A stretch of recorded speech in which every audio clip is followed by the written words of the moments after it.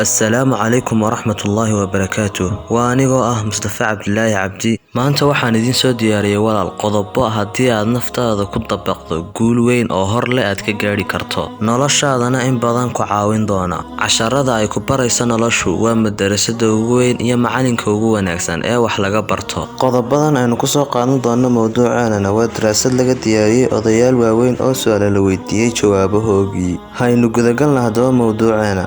qodobka koobaad waxa weeyaan waxna weligood ma jirayaan mana ahaanayaan siday ahaan jireen. Hadday noqoto xoolo, xanuun iyo wax kastoo caalamka ka jiraba, waxa kaliya tee la hubo caalamkuna waa gadgadoonka amba isbedelka joogtada ah. Tusaale, waxaa dhici karta in nin shalay toole taajir ahaa uu maanta faqiir yahay iyo mid kaloo shalay toole faqiir ahaa inuu maanta taajir yahay. taasina waa mid dabiiciya marka la eegayo sunnada gadgadoonka amba isbedelka caalamka. qodobka labaad, lacagtaada u kaydso maalinta madow.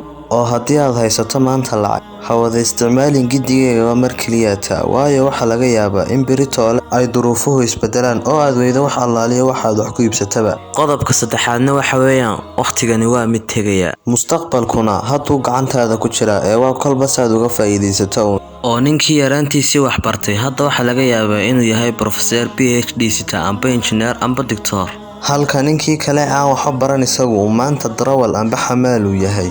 farqigaasina wuxuu ku iman karaa maanta oo aad waqtigaad haysato aad ka faa'iidaysato. markaa mustaqbalka adigaa ka dhigi kara naftaada inaad noqoto PhD amba darawal. qodobka afraadna waxa weeyaan farxadaada cidna ha ku sallayn. oo waxaa dhacda mararka qaar in qaar ka mid a dhalinyartu ay ku salleeyaan farxadooda inay helaan shaqo cayiman, taasoo haddii ay waayaan naraja xumo iyo quus ku sababta. waayo farxaddu maaha wax la heli karo markaad meel cayiman gaadho uun, laakiin waa dareen uu qofku dareemo markuu ehelkiisa, asxaabtiisa iyo cidduu jecel yahayba uu la joogo. qodobka shanaad, ku dadaal mar walba inaad dadka wanaagsan la saaxiibto, waayo mar walba uu saaxiibka wanaagsan yahayba adna waad wanaagsanaanaysaa. hadday noqoto dhaqankaaga, akhlaaqdaada, asluubtaada, wax walba ku saabsan buu wanaagsanaanaya. taasna waxa uu daliila xadiiskii uu nabigu yidhaahday sallallahu calayhi wasallam, almar'u calaa diini khaliilihi falyandur axadukum ilaa man yukhaalil, oo uu macnaheegu yahay qofku waxa uu ku sugan yahay diinta amba dhaqanka saaxiibkii, ha iska eego midkiin cidda uu la saaxiibayo.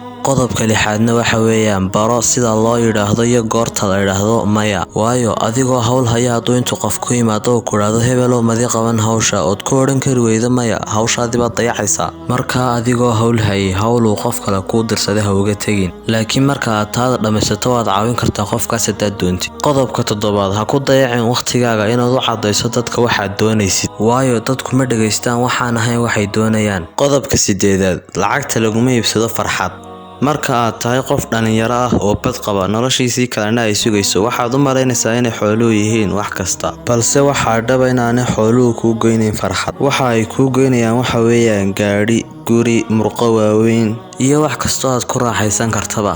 laakiin inaad gaadhi iyo guri iyo murqiyo waaweyn baad haysataa kama dhigna inaad farxaddii haysatid, waayo farxaddu waa xaalad maskaxeed oo aan ku xidhnayn wax kale, sidoo kale ka madax bannaan walxaha maadiga ah oo dhan. markaa ha ku dhicin khaladkaasoo kale, waayo inaad hanti haysataa maaha inaad farxad haysato, ee raadaadu farxadaada. qodobka sagaalaad, caafimaadkaagu waa shayga ugu qaalisan ee aad haysato, waayo caafimaadku waa nimco uu ilaahay bixiyo, qofkuu doonana uu siiyaa, qofkuu doonana uu ka qaadaa. waxaana inta badan dareemi kara nimcadaas qofka xanuunsanaya oo keliyata. badigeenuna inta hore oo dhan weynu mooganahay nimcada aynu haysano, keliyata waxa aynu ku baraarugnaana marka aynu xanuunsano ee aynu caafimaadkeena weyno, ilaa in yaroo uu ilaahay u naxariista mooye. anna waxaan qof kastoo dhalinyaro ah kula talin lahaa waar caafimaadkaaga ilaasho, waayo caafimaadku waa ka kaa caawinaya inaad hadafkaaga gaadho.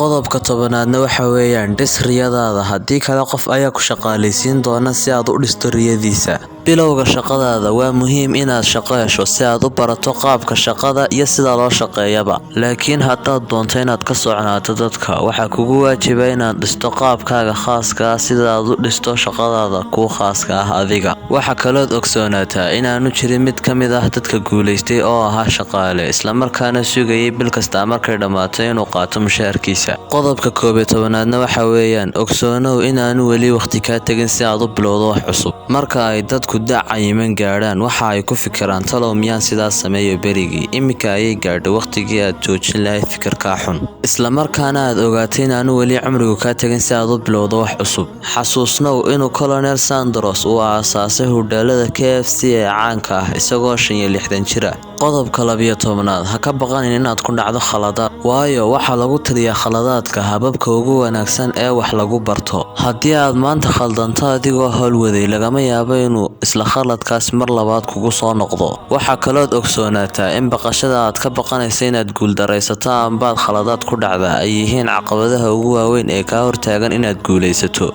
Qodobka 13aadna waxa weeyaan xooji xiriirka aad la leedahay Ilaahay, waayo Ilaahay waxa weeyaan ka cirka iyo dhulka iyo inta u dhaxaysaba abuuray. Haddii aad xiriirkiisa wanaajisana isna uu ku wanaajinaya.